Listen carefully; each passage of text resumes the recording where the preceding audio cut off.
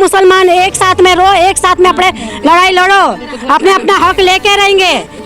Society में काम कर करके अभी घर लिए, अब ये कटीन आ गई है। अब मैं दोबारा घर तो छोड़ो, मैं भाड़े भी नहीं भर सकती। अपने किसी पे के पास भीख नहीं मांगते, अपने हक की लड़ाई लड़ेंगे। तब ईद मनाएंगे ना, जब घर ही छीन लेंगे छोटे छोटे हमारे बच्चे, हम राड़ बेवा कहाँ जाएंगे, किससे बोले? सरकार नहीं सुनेगी तो और सुनेगा कौन? वो इंसान नहीं, उनके सीने में दिल नहीं है। कोई बोलने की हिम्मत ही नहीं होती। खुशी के आंसू नहीं है, गम के। ये हमारा आसियाना लूटा जा रहा है, अच्छा लगता है ऐसा? हमारा 3 बच्चे छोटे छोटे, इतना बड़ा रमजान महीना गया है, हमने कपड़ा नहीं पहना, कच्चा खाया नहीं, सब चीज हमने नहीं। अपना अल्लाह ताला छत बचा दे, छत जब भी सरकार नहीं सुनती तो सरकार के दिल में दिल नहीं दिया। खाना भी नहीं खाता, नींद भी नहीं आती है बच्चों को, कैसे नहीं वो करने के। टिफिन भी बनाने का कुछ समझ नहीं पड़ती बच्चों की। कभी कभी तो ऐसे ही चले जाते बच्चे। घर से हमारी मैयत जावे, हमारे कितनी पीढ़ी से पीढ़ी यही घर से हमारे जावे, हम ये घर छोड़ेंगे नहीं। हेलो, अब तक समाचार में स्वागत है आपका। अहमदाबाद के सरखेज विस्तार में सफ़ी लाला मस्तान बाबा की दरगाह के पीछे जो मकानों को नोटिस दी गई थी, तकरीबन 500-600 मकान को नोटिस थी। डिमोलेशन अगर होता है तो ये 500-600 मकान टूटते हैं। मेरे ठीक पीछे आप देख सकते हैं, ये वही मकान है जो आपको आज टेरेस से बताने की हम एक कोशिश कर रहे हैं कि ये तमाम मकानों को डिमोलेट किया जा सकता है। और यहाँ से एक सीधी सड़क जो है अंबर टावर निकलती है। लेकिन सामने मैं कैमरामैन से कहूँगा कि ये जो इमारतें बनी हैं वो पूरी सरकारी आवास योजना है, जो सरकार गरीबों को मकान देती है। तो क्या ये 600 मकान टूटने वालों को वैकल्पिक व्यवस्था के तौर पर इन अपार्टमेंट में मकान मिलेंगे या नहीं, ये भी एक सवाल खड़ा है, लेकिन इसका जवाब किसी के पास नहीं है। अलग अलग तंजीमों से जुड़े हुए लोग इनकी मदद में पहुँचे हैं। कल की अगर हम बात करें तो अहमदाबाद म्यूनिसिपल कॉरपोरेशन पे एक बड़ी पैमाने में, बड़े तादाद में लोग निकले, वहाँ धरना दिया, आवेदन पत्र भी दिए गए जिग्नेश मेवानी के साथ में। आज अहमदाबाद से AIMIM की टीम इस विस्तार में, इस बस्ती में दौरा करने पहुंची है। गुजरात के प्रदेश प्रमुख साबिर भाई काबलीवाला की आगेवानी में यहाँ पर टीम पहुंची है। गरीब लोगों से बात की जा रही है कि कब इन्हें नोटिस दी गई, क्योंकि इस लड़ाई में सबसे पहले साबिर काबलीवाला एक वाहिद शख्स ये है कि वो इस लड़ाई में सबसे पहले उतरे थे और इन्हें तब से लेकर अब तक की पूरी जानकारी है कि ये ज़मीन कैसे है, ये ज़मीन पर कौन से जो है बोझ लगे हैं सरकारी, जो इन गरीब जो लोग हैं उनको रहने नहीं देंगे, सरकार के लोग और कॉरपोरेशन के लोग। सीधा हम बात करेंगे आवाम से और आई हुई गुजरात AIMIM की टीम से साबिर भाई काबलीवाला से। यहाँ पर डिमोलेशन का मामला मुझे गई कल मालूम पड़ा, क्योंकि 2000 से लेकर 2006 तक मैं यहाँ पर इन्वॉल्व था। मुझे यहाँ की डिटेल पूरी मालूम थी, तो कल मुझे पता चला कि यहाँ पर डिमोलेशन है, तो मैं उसलिए यहाँ पर आया और यहाँ पर आके सबकी समस्या सुनी। और इनके जितने भी ये 2000 पहले से यहाँ पर रह रहे, 2000 से पहले से रह रहे और इनके पास डॉक्यूमेंट भी है। तो मैंने ये सब पेपर जमा कर कल 2-3 दिन यहाँ बैठूंगा, इनके पेपर जमा करके फिर कॉर्पोरेशन पर मंडे जाके कमिश्नर को मिलके इनका कुछ रास्ता निकालेंगे। कॉर्पोरेशन तरफ से इनको तोड़ने का डिमोलेशन का नोटिस दिए, तो इसको रोकवाएंगे अपने। सर, खास करके एक बात ये है कि गुजरात का सबसे बड़ा डिमोलेशन कहा जाएगा, 550 से 600 मकान है। अगर डिमोलेशन होता है, लोग रोड पे आ जाएंगे सर, तो उसके लिए किस तरह की MIM की और आपकी मतलब रजूआत? और नहीं, इसके सामने वैकल्पिक व्यवस्था आपने मांग रहे हैं, आने वैकल्पिक व्यवस्था देंगे, उसके बाद अपने तोड़ने देंगे इनको। जहाँ तक वैकल्पिक व्यवस्था नहीं मिलेगी वहाँ तक अपने तोड़ने नहीं देंगे इनको।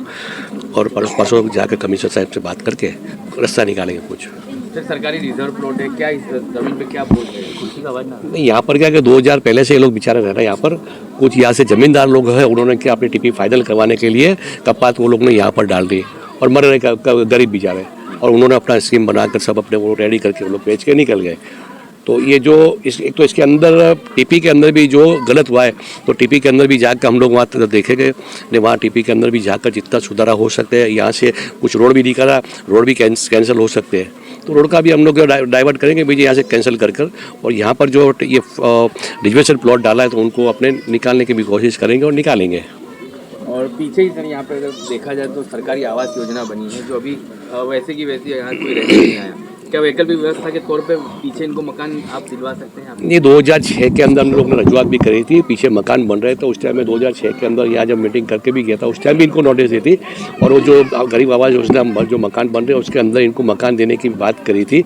लेकिन कहाँ बीच में कुछ मिस हो गया, कहाँ पर इनका और मेरा कुछ कांटेक्ट इधर उधर हो गया, इसलिए बेचारे तकलीफ में आ गए। कल मुझे पता चला तो ये आया और मैं इंशाल्लाह मैं पीछे पड़ के इनको जितना हो सके इनको मदद करूँगा मैं।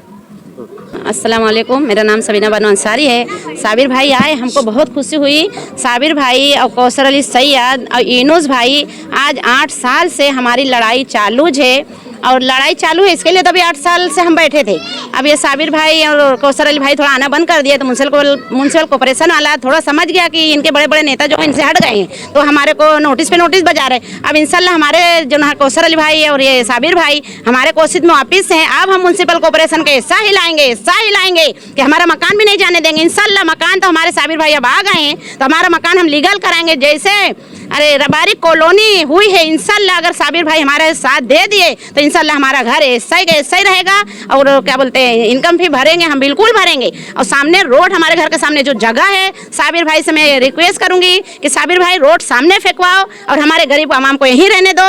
हम दूसरी जगह आज 20 साल से हम यहाँ रह रहे हैं, हमारे बच्चों को सब कुछ पढ़ाई लिखाई शादी ब्याह हमने यहीं करना चाहते हैं। हम बिल्कुल यहाँ से हटेंगे नहीं और इंशाल्लाह हमारे बेटे के, हमारे पोतरे के, सबका यहीं से अल्लाह ताला यहीं से हम ये घर से हम खुद रुखसत होवें। हम यही चाहते हैं, हम यही घर से हमारी मैयत जावे, हमारे कितनी पीढ़ी से पीढ़ी यही घर से हमारे जावे, हम ये घर छोड़ेंगे नहीं। कहाँ दर ठोकर खाते रहे घर के लिए। ये जब से सरकार आई है, अरे बहरी लंगड़ी लूली सरकार से हम तंग हो गए हैं और हम ये जो है साबिर भाई के साथ इंशाल्लाह हम पूरी लड़ाई लड़ेंगे, अपना घर नहीं छोड़ेंगे। कोई भी सरकार भी, कोई भी म्युनिसिपल कॉर्पोरेशन कितनी बड़ी दावा कर लेवे कि इन गरीबों को हटाओ। और रहा बिल्डर का सवाल, बिल्डर आज हमने ये जंगल था, आज हम अच्छा कर लिए, घर द्वार सामने आमने सामने रह लिए। गुंडों को भी हमने लड़ के आज हमारी गुंडों की लड़ाई, अभी मैंने केस लड़ रही हूँ। फिर हो रहे हैं नहीं अच्छा लगता हमारे को ऐसा सब कोई बोलने की कोई हिम्मत ही नहीं होती। खुशी के आंसू नहीं है, गम के ये हमारा आसियाना लूटा जा रहा है। अच्छा लगता है ऐसा, खाना भी नहीं भाता, नींद भी नहीं आती है। बच्चों को कैसे नहीं वो करने के, टिफिन भी बनाने का कुछ समझ नहीं पड़ती बच्चों की। कभी कभी तो ऐसे ही चले जाते हैं बच्चे। इतना बड़ा विस्तार है, कोई नुमाइंदा आपके साथ नहीं आया जो पहले से ही आपकी लड़ाई में उतरे थे, तो कहीं ना कहीं हिम्मत मिली आपको? उम्मीद है साबिर भाई क्या करेंगे आपको? ऐसे तो बहुत भी है, साबिर भाई है, हमारे कौसर भाई है, उनकी हिम्मत पे ही हम बैठे हैं। हमारा साथ भी अमुक जने नहीं देते तो भी हम 3-4 औरतें साई ना पाए। हमारे 4-5 हमारे लेडीज आए ना, हम दौड़ते हैं। चूल्हा भी अभी बंद करके चले आए हम, अब बनाएंगे घर जाके कभी भी। ईद भी आपकी मतलब कुछ भी नहीं, हमने कपड़े भी नहीं बनाए, कुछ भी नहीं करा, बच्चों को खाली पिराए कपड़े।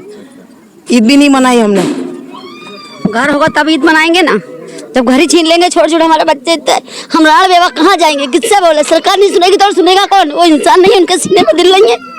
हमारा 3 बच्चे छोटे छोटे, इतना बड़ा रमजान महीना गया है, हमने कपड़ा नहीं पहना, कच्चा खाया नहीं, सब चीज़ हमने नहीं अपना। अल्लाह ताला छत बचा दे, छत जब भी सरकार नहीं सुनती तो सरकार के दिल में नहीं, अल्लाह ने दिल नहीं दिए उनके बच्चे नहीं है।